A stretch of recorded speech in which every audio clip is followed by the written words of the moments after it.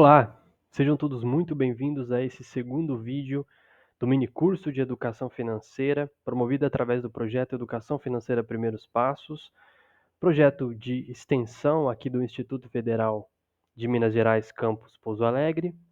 Meu nome é João Victor, sou o apresentador e também aluno aqui do IF de Pouso Alegre, e este projeto está sob a orientação do professor Ronan.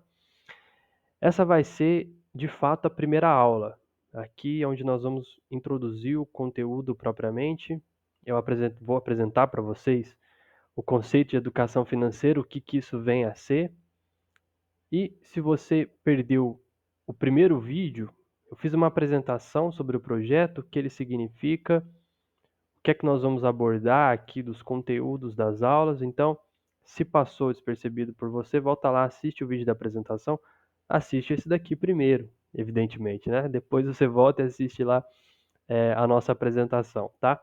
Antes de entrar no conteúdo, de fato, eu vou fazer um momentinho de descontração aqui só para explicar uma coisinha para vocês que eu esqueci de mencionar no primeiro vídeo, que é o seguinte: eu vou ter que fazer as aulas, eu vou ter que gravar as aulas, os vídeos com esse fone aqui.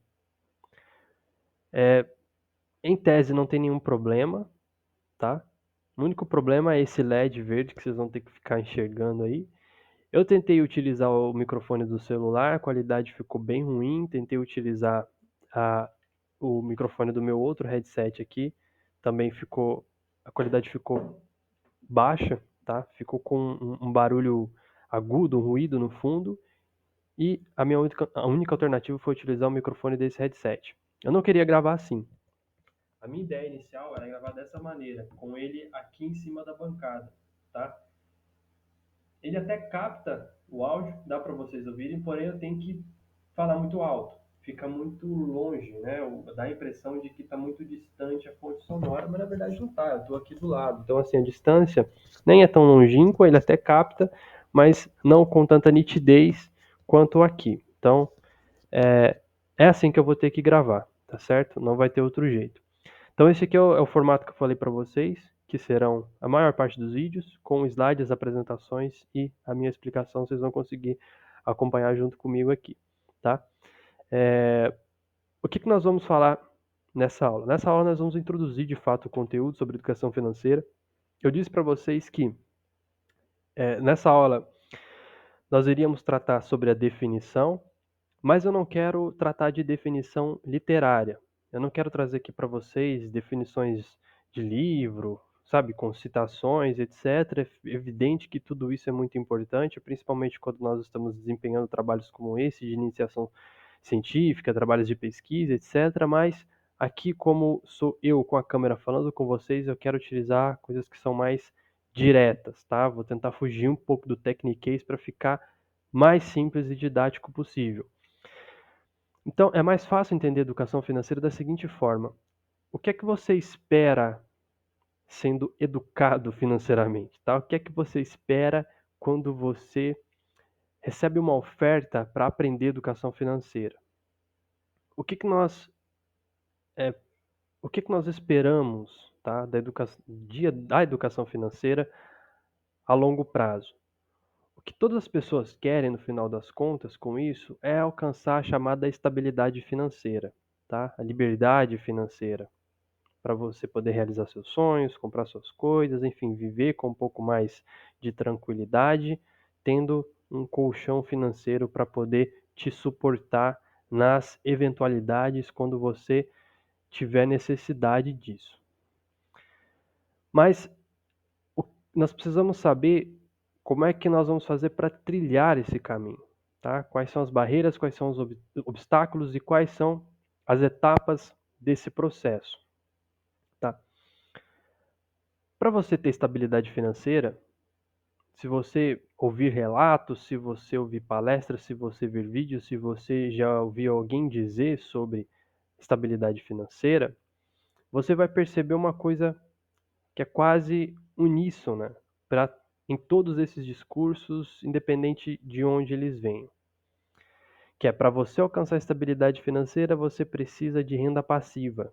O que é renda passiva? A renda passiva é aquela que você não precisa ativamente trabalhar para poder obter. O exemplo de renda passiva é as rendas de aplicações financeiras, de renda fixa, de ações, de renda variável. Uma renda passiva, por exemplo, pode ser uma renda que você ganhe de um imóvel que você construiu e agora está para alugar, tá? Então esse imóvel alugado ele te gera uma renda, você não precisa ficar trabalhando para obter essa renda, ela cai todo mês para você. Isso é o que te dá, de fato, estabilidade financeira. É claro que trabalhando você consegue, sim, se você conseguir um trabalho que te remunere muito bem, mas geralmente está atrelado à renda passiva. Só que para você ter renda passiva, você precisa começar de algum lugar. Então, todo investidor, para ele comprar suas ações, toda pessoa que investe no mercado imobiliário, para ele poder construir as casas e os apartamentos que ficarão posteriormente, né, que serão posteriormente fontes de renda passiva, tá? É necessário que essa pessoa tenha um certo montante que possa ser aplicado como investimento inicial.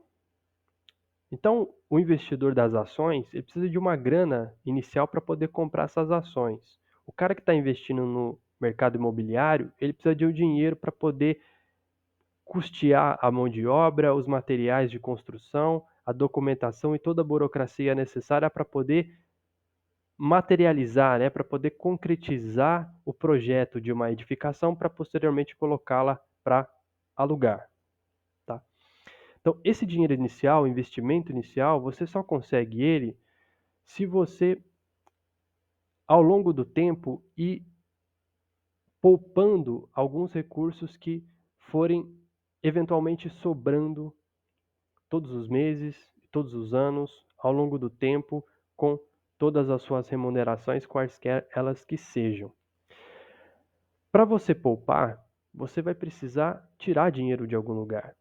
Você vai precisar, principalmente, reduzir as despesas e reduzir os gastos, sobretudo aqueles gastos desnecessários, tá? Gastos supérfluos que muitas vezes nós temos mês a mês e ao longo dos anos. Então, o que você teria que fazer para poder ter esse dinheiro para fazer o investimento inicial, em qualquer modalidade que seja? Seja no mercado financeiro, seja no mercado imobiliário, seja num negócio, um negócio de porte maior, né? Você primeiro pega a sua renda. Então, o que você tem? Você tem o seu salário, você tem os seus vencimentos, se você for um servidor público, você tem a sua mesada, se você estiver começando agora a sua carreira, né, essa jornada de vida no contato com o dinheiro. Enfim, você tem uma fonte de receita de renda de algum local. Existem aquelas despesas que são as obrigatórias e existem aquelas despesas que elas são arbitrárias, então você escolhe gastar. Aquelas que são obrigatórias, necessárias, tais quais as despesas com moradia, com transporte, com alimentação, etc., infelizmente não tem como você cortar, mas tem como você reduzir, se você parar para analisar bem a situação. Se você parar para investigar, existem muitas despesas que são totalmente desnecessárias que podem ser cortadas. Começa por aí, tá? Além disso, você pode tentar obter receita extra com alguns trabalhos que você pode fazer por fora. Tudo isso nós vamos trabalhar um pouco melhor depois, que eu vou mostrar como é que você pode fazer isso. Mas a ideia inicial é essa: obter um pouco mais de receita ou cortar despesas, cortar gastos. Com isso, você consegue formar uma espécie de reserva, tá? E esta reserva, mês a mês, acumulada, gerará uma reserva ainda maior ao longo do trimestre, ao longo do semestre e ao longo dos anos. O que é que você faz com esse dinheiro? Você gasta? Não. Esse dinheiro você vai utilizar como reserva de emergência para eventualidades ou você vai utilizar como reserva de investimentos. E com essas reservas de investimento é justamente da onde você retirará o montante necessário para fazer a sua aplicação inicial, seja no imóvel, seja no mercado financeiro. Com isso, você consegue a renda passiva e, ao longo do tempo, você terá então a tão sonhada estabilidade financeira. Este é o caminho que precisa ser seguido exatamente nessa sequência, tá? Então, é um caminho que tem as suas peculiaridades em cada uma das suas etapas e precisa ser colocado de maneira sequenciada. Primeira delas, controle financeiro, poupança e investimentos, certo? Controle financeiro, como é que a gente pode fazer? Através de algum instrumento que te permita contabilizar as suas receitas e as suas despesas, que é o chamado fluxo de caixa, tá certo? Então, se você conseguir anotar tudo aquilo que entra no seu bolso, que entra no seu caixa, que são as receitas, então você vai pegar o seu salário, você vai pegar seus rendimentos, você vai pegar aluguéis, digamos que você já tenha feito um investimento no mercado imobiliário e você está obtendo renda passiva através dos aluguéis, rendimentos de aplicações, enfim, a sua mesada, como eu dei de exemplo, é claro. Tudo aquilo que você tem de receita, do seu trabalho, de hora extra, de direitos trabalhistas, de 13º, etc., tudo que está entrando são as suas receitas. E tudo aquilo que está saindo do seu bolso são as suas despesas, tá? Então, o gasto que você tem com moradia, com financiamento de carro, financiamento de casa, com aluguel, com as tarifas, tá? Dos serviços públicos, de conta de água, conta de luz, de internet, streaming, enfim. Tudo que você gasta são as suas despesas, certo? Então, se você pegar o total das suas receitas e subtrair do total das suas despesas, o que você tem?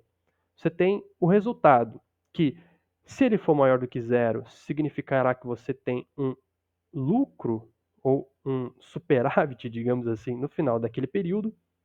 E se for menor do que zero, significa que você teve um déficit, significa que você é um agente deficitário, que você está devendo, muito provavelmente você está endividado, você está no prejuízo, né? Está no vermelho, como o pessoal costuma dizer.